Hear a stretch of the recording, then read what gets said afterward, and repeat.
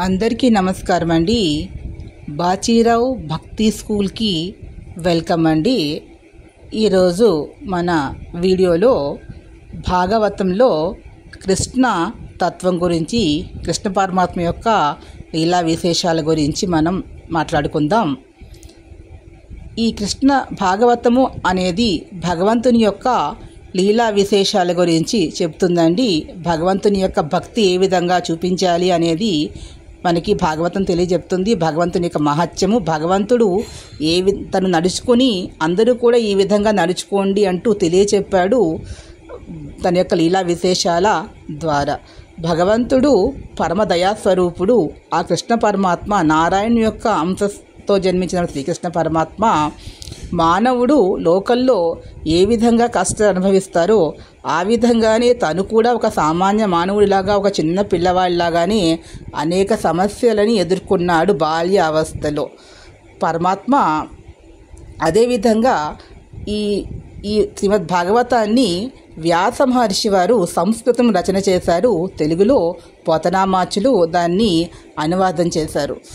ఈ భాగవతం అనేటటువంటిది భగవంతునికి మనస్ఫూర్తిగా తమ భక్తిని తెలియపరిచేటటువంటి ఒక గ్రంథం. ఇందులో కృష్ణ పరమాత్మ భగవద్గీతని తన శిష్యుడైనటువంటి, తన బంధువైనటువంటి అర్జునుడికి చెప్తాడు.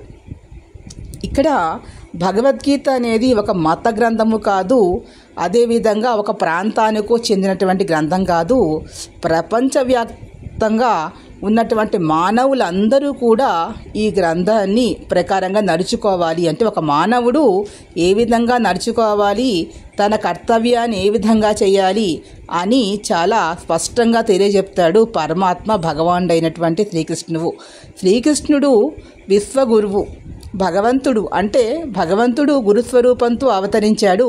జగద్గురువుగా ప్రసిద్ధి చెందినటువంటి వాడు శ్రీకృష్ణ పరమాత్మ.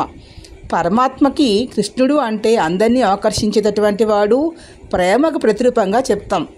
స్వామి యొక్క ప్రేమ అపారమైనటువంటి దయా, కరుణ అనే స్వరూపాలు రెండు కలుగా కలిగినటువంటి పరమాత్మ స్వరూపం ఏదైతే ఉందో అదే కృష్ణుడు హృదయము వెన్న కంటే కూడా సున్నితమైనటువంటి. నవనీత చోర నారాయణ అంటారు కన్నయ్యని.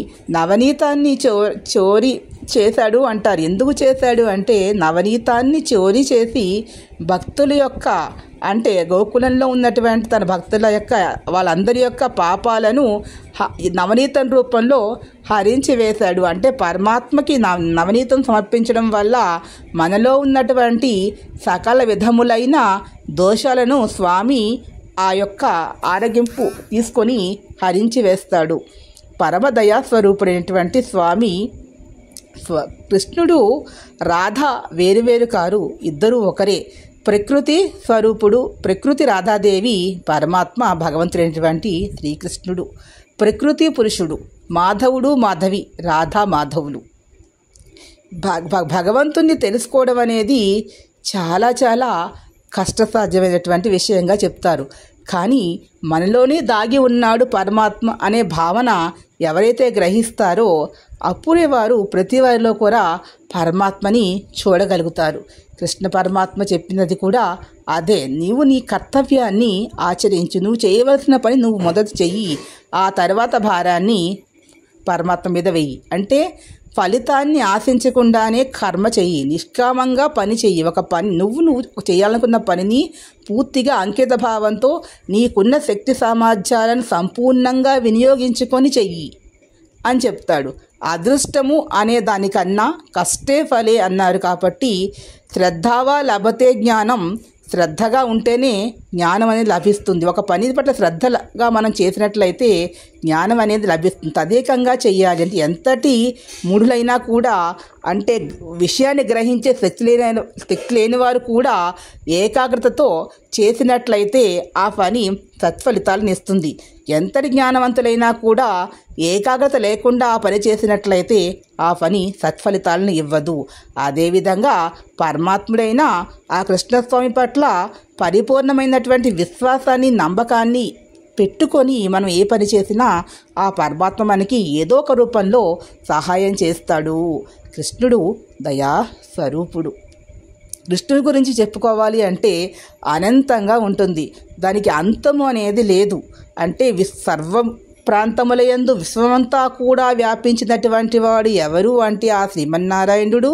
ఆయన అవతార స్వరూపుడు మన కన్నయ్య. కాబట్టి ఈ వీడియో మీకు నచ్చిన లైక్ చేయండి, షేర్ చేయండి, సబ్స్క్రైబ్ చేసుకుని చిన్న లైక్ ఇచ్చి ఎంకరేజ్ ప్లీజ్. మీరు ఒక లైక్ ఇచ్చి ఎంకరేజ్ చేయండి. కామెంట్ బాక్స్లో పాజిటివ్ నెగిటివ్ కామెంట్ తెలియజేయండి. మరిన్ని వీడియోలతో మీ ముందుకు వస్తాం. ప్రతిరోజు కూడా కొద్ది గొప్ప కృష్ణత్వం చెప్తూ. జై శ్రీకృష్ణ, జై శ్రీమన్నారాయణ. హరే కృష్ణ హరే కృష్ణ.